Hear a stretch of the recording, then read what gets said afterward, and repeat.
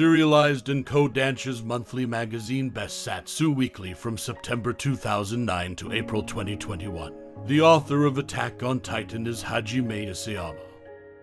The thing that is very unique about his writing and world building is his ability to depict the fantasy-like primordial feel of the old world. That feeling of dread our ancestors felt when humans were hunted down by predators. A tribalistic world where technology hasn't been fully developed and we as humans are still cautiously threading the dark. Some of the mythological inspirations for Attack on Titan are the biblical giants from the Bible that roamed the earth and terrorize humanity, the Norse mythology of Ymir and the earth tree that binds all life. In modern pop culture, Isayama Sensei once said that he prefers stories where human characters are cornered. So the appeal of kaiju and dinosaur films are very prominent in his work. It provides large-scale battles, making the situation of his characters a very high-stakes do-or-die scenarios. The stories he likes, however, are filled with horror, because horror tends to provide mysteries that always get readers to turn the next page of a manga.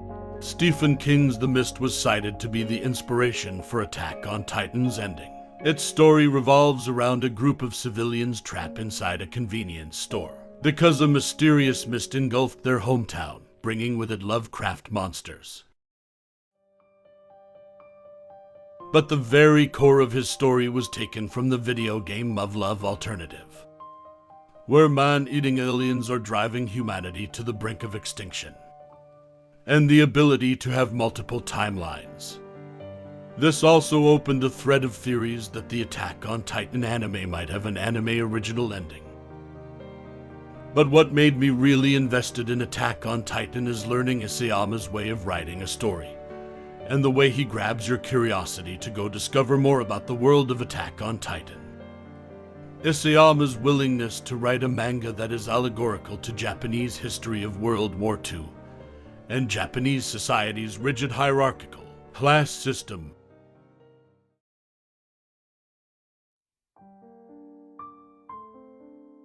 Attack on Titan is an allegory of class culture and how tensions innate within it leads to resentment and eventually revolution. It's understandably symbolically why Paradise has 3 great walls. It's to make the people inside it know nothing else of the outside world.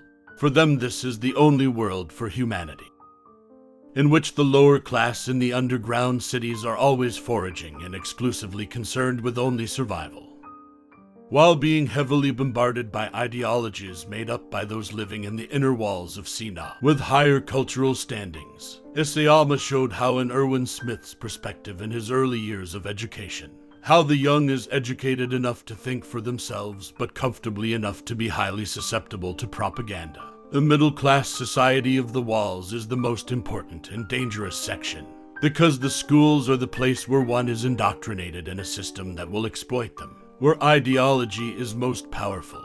This is how the members of the middle class become the military police, keeping the Eldians in line, all for the bidding of those who languish in hedonism and power. Earlier in Erwin Smith's youth, he asked a question concerning the walls. His father evaded the question but later told Erwin about the contradicting nature of the walls. Erwin shows where the invisible but real violence inside the walls lies. Erwin Smith realized the corrupted stagnation of the higher-ups. They are not concerned for the well-being of humanity but for their lavish lifestyles.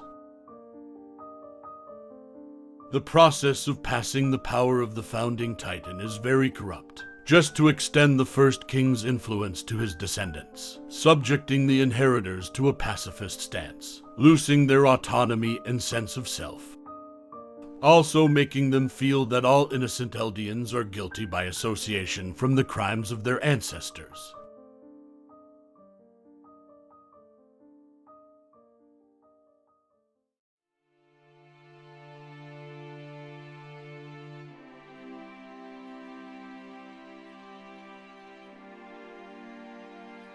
Altering the Eldians' memories about the outside world keeps away infighting among its people.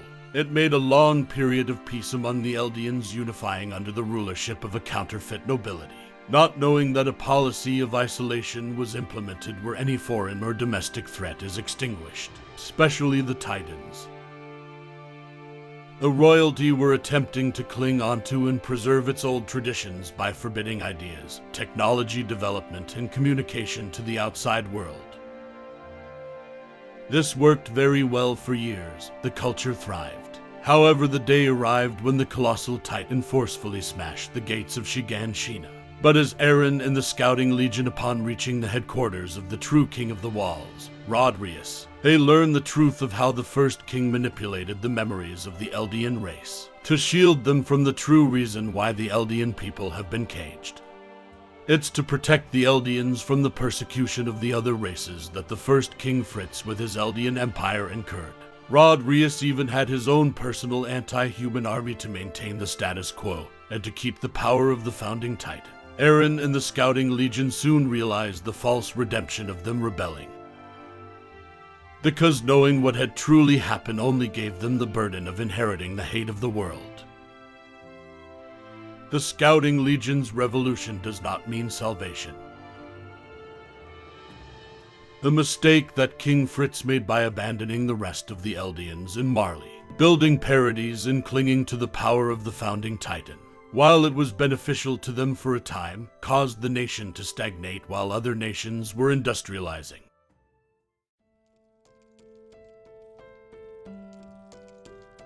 When the time came to confront the industrialized nation of Marley, the Scouting Legion was unprepared and struggled to catch up technologically. When Eren and the rest of the Scouting Legion found Grisha's diary in the basement, the truth was revealed to them. This caused Eren to have a very bleak outlook for the future of Eldia. For in the eyes of the world, his ancestors are truly monsters, and they are justified for wanting the extermination of their entire race.